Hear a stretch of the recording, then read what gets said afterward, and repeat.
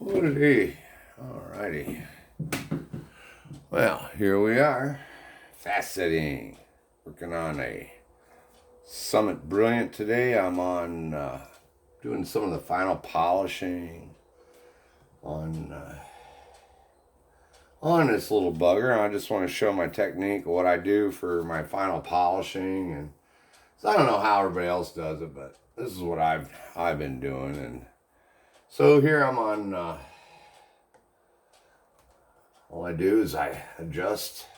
I get above the platter. You know, I don't want to be able to touch it yet. And I get her going. And I go ahead and clean it. Sometimes scratches build up. It's a Lightning Lap Cerium.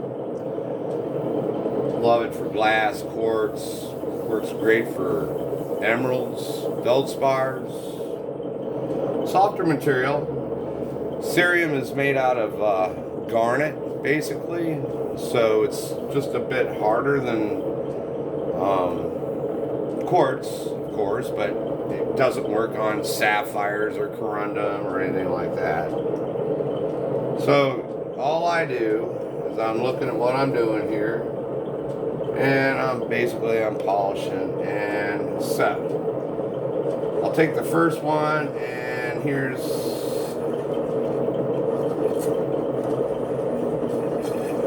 see. All I'm doing is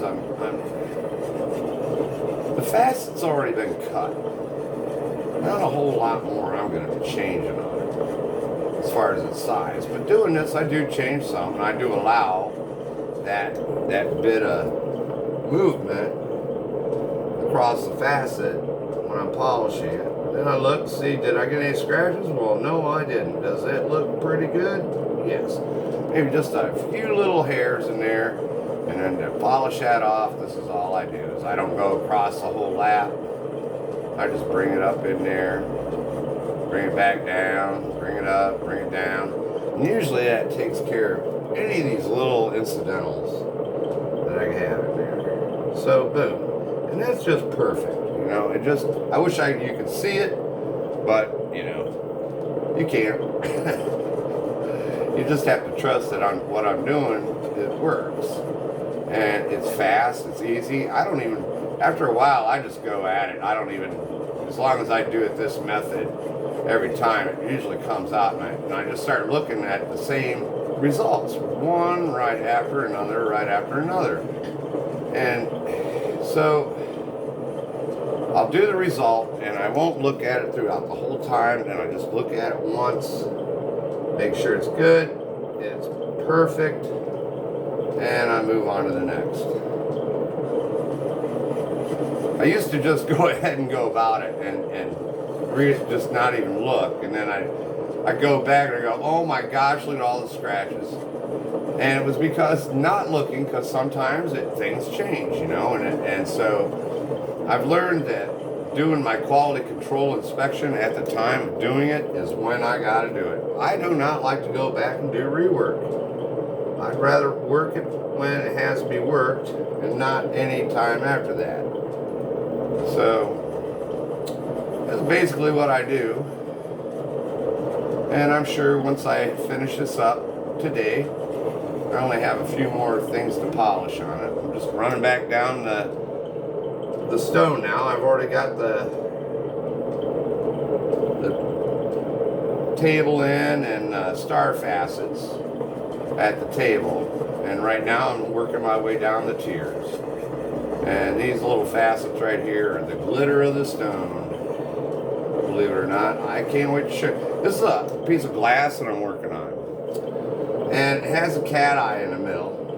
And I wanted to experiment and just see what kind of colors can I get to play in this stone or piece of glass through placement of that cat eye in the stone. And so I got another one that I set, and it's a little bit different, to get the color right in the culet, and which is at the point on the pavilion. So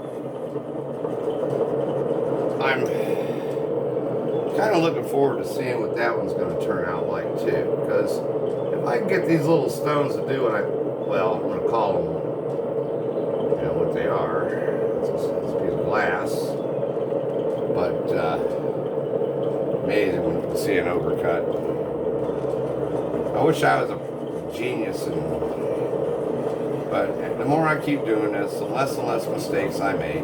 It's a piece of glass. I'm not going to try to go back and correct something that I made a small error on right now, because this is not a competition stone. This is not a competition.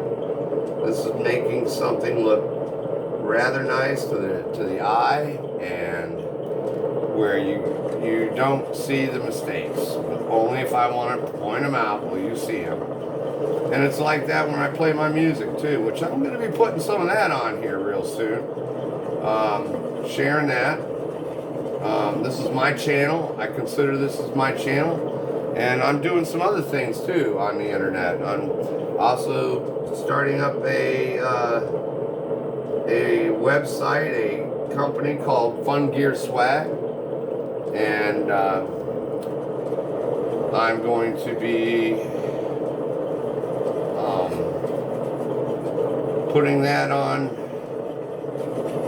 here, showing you my prints, what I make, and I'll even talk about some inspirational stuff that I believe that has been crucial to my recent behaviors and what I'm doing in my life right now. So I'm finishing this up, you know, just did, I don't know how many facets here, and those, during this talk, that was 12, doing 12 facets for you real quick, and just showing you, you know, that I'm going through these and they're polishing up just beautiful, and I'm not going to have to go back and re-hit them or nothing like that.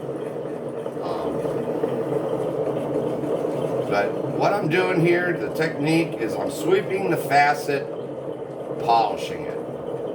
Alright, I'm not going to sit there and try to polish it flat. The hell with that. It doesn't work fast. It's not effective. And I've learned that this way just seems to work really good. And I don't know if anybody else tries this or does it. I don't know if this is the way it's supposed to be done. Nobody's ever told me. So this is something I discovered on my own and said, I got tired of fighting scratches. I got tired of fighting the ghost. I got tired of fighting the haze. And I said, there's got to be another way. So I started manipulating the facet and started doing stuff. At first, when I first started doing it, I could see that I was polishing past. I was doing things wrong. And now I just know how far to take something and stop and go, that's far enough, because when I go to the next step, that little 1 millimeter is going to come on in. And there you go. That was 16 facets done.